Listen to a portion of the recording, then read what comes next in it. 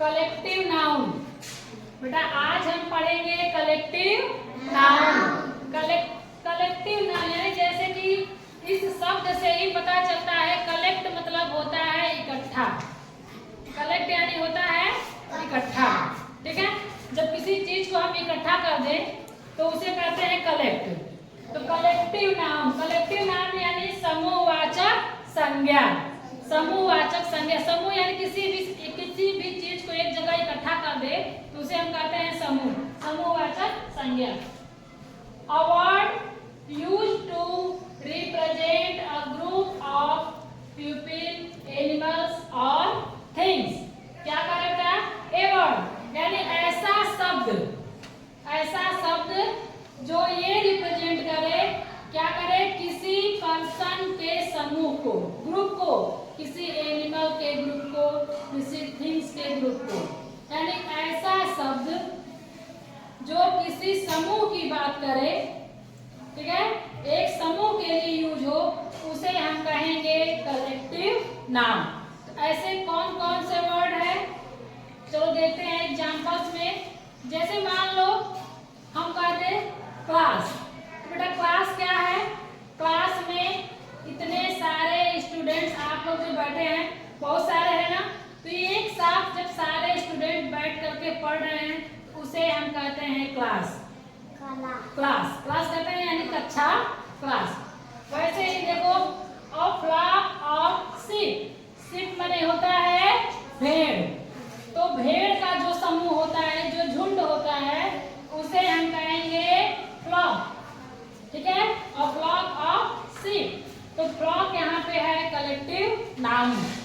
दूसरा a basket of plums, ठीक है। प्लम्स एक फ्रूट होता है, तो एक बास्केट यानी एक पूरे बास्केट में प्लम्स भरा है तो उसे हम क्या कहेंगे? बास्केट। ये हो गया बास्केट, हो गया हमारा collective noun. A string of pearls यानी होता है मोती। तो जिस मोती को अगर हम एक माला में पिरो दें इकट्ठा करके तो उसे हम कहेंगे स्ट्रिंग, ठीक है। A string of pearls. A herd of elephant, हाथियों का समूह, झुंड जिसको कहते हैं ना, हाथियों का झुंड आ रहा है उधर से, तो हाथियों का जो झुंड है उसे हम कहेंगे हर्ड। या फिर भैंस का भी झुंड होता है ना, बफेलो यानी भैंस, तो बफेलो का भी अगर झुंड है तो उसे हम क्या कहेंगे? Heard. A gang of criminals माने बेटा क्या होता है? अपराधी, जो गलत काम करते हैं, चोरी डकैती जो करते हैं ना, तो उसे हम कहते हैं क्रिमिनल्स। तो क्रिमिनल्स का समूह को हम क्या कहेंगे? Gang. A gang of criminals. इस तरह से अ गैंग ऑफ थीव्स यानी चोर, तो चोरों के समूह को भी हम क्या कहते हैं? Gang. A hall of fish यानी मछलियों के समूह को क्या कहेंगे? हॉल। इसके लिए जो वर्ड बनाया गया उसे हम कहेंगे हॉल, ठीक है।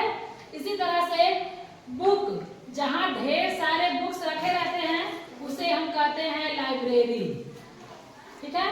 उसे हम लाइब्रेरी कहेंगे जहाँ बहुत सारा बुक रखा रहेगा। चाबी, जैसे चाबी का जो गुच्छा होता है ना, चाबी गुच्छा, उसे हम क्या कहते हैं? Bunch. A bunch of keys यानी चाबियों का गुच्छा। एक साथ सारे चाबी को मिला करके लगा के रखे तो उसको कहते हैं bunch. A bunch of keys. इसी तरह से बहुत सारे वर्ड हैं जो कि समूह को दर्शाते हैं, उसे हम कहते हैं कलेक्टिव नाउन। ठीक है, समझ में आया? कलेक्टिव नाउन यानी ऐसे शब्द जो किसी समूह के बारे में बताए, चाहे वो पर्सन के बारे का समूह हो, चाहे वो एनिमल का समूह हो, चाहे किसी थिंग्स का समूह हो, किसी का भी समूह। जैसे अ क्राउड ऑफ पीपल यानी लोगों का भीड़, तो वो भी कलेक्टिव नाउन हुआ।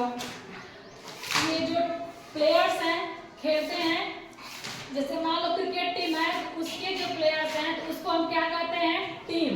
यानी खिलाड़ियों का समूह जो होता है वो होता है टीम। तो अ टीम ऑफ क्रिकेट या टीम ऑफ प्लेयर्स, इस तरह से हुआ। तो ऐसे ही सब जो समूह को दर्शाए उसे हम कहेंगे कलेक्टिव नाउन यानी समूहवाचक संज्ञा।